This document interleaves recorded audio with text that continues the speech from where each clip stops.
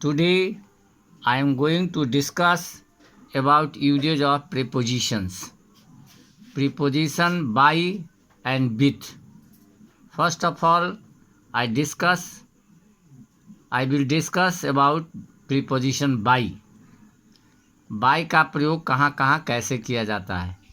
It is used to tell the method of the work. काम के तरीके को बताने के लिए इसका प्रयोग किया जाता है ना. It is use to tell the method of the work.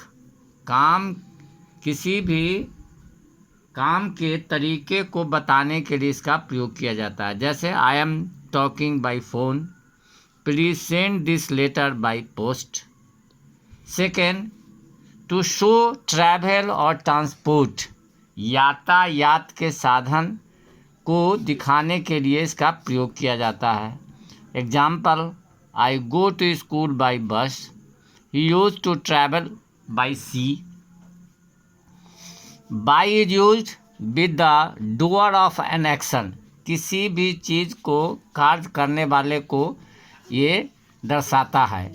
He was killed by a thief. The article was written by me. Fourth है, it is used to tell nearness. nearness दिखाने के लिए इसका प्रयोग किया जाता है. Example, come and sit by me. There was a house by the river. He is standing by me. Fifth, it is use to show deadline. किसी अंतिम तारीख को दिखाने के लिए, अंतिम चीज़ को, डेडलाइन को दिखाने के लिए इसका प्रयोग किया जाता है. जैसे I want this file by Monday. Students deposit their tuition fees by Tuesday. It is use to indicate means. ये by is use for means and with is used for tools. So it is used to indicate means. I shall contact you by letter. May I pay by check. अब हम these are the usage of by. अब हम चर्चा करेंगे with, usage of with.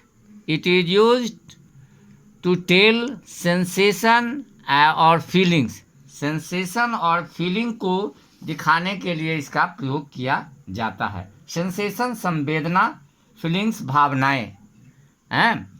जैसे examples, I am happy with him, my father is angry with me, I am upset with my life. लेकिन इसमें exceptions है. There are some exceptions.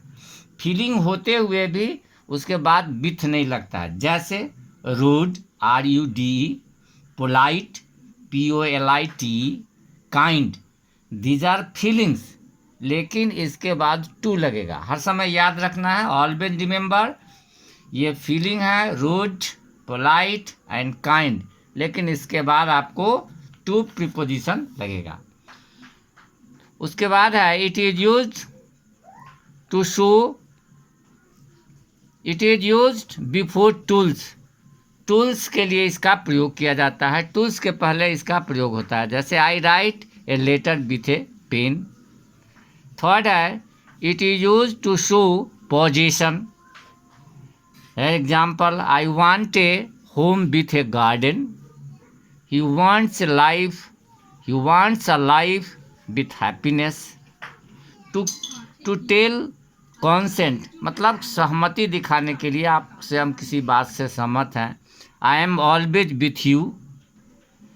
It is used for separation. I parted with my friend yesterday. I could never part with this ring. 6 है it is used to indicate point of reference. Reference दिखाने को के लिए इसका प्रयोग किया जाता है. जैसे he is not popular with his peoples.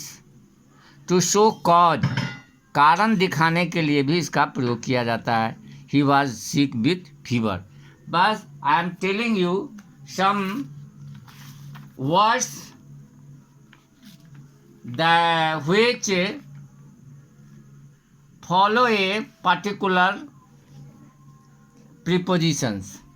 जैसे एग्जाम्पल्स बैटल, BATTLE, जैसे comparison, contact, conversation, enmity, harmony, interview, intimacy, partnership, share, sympathy.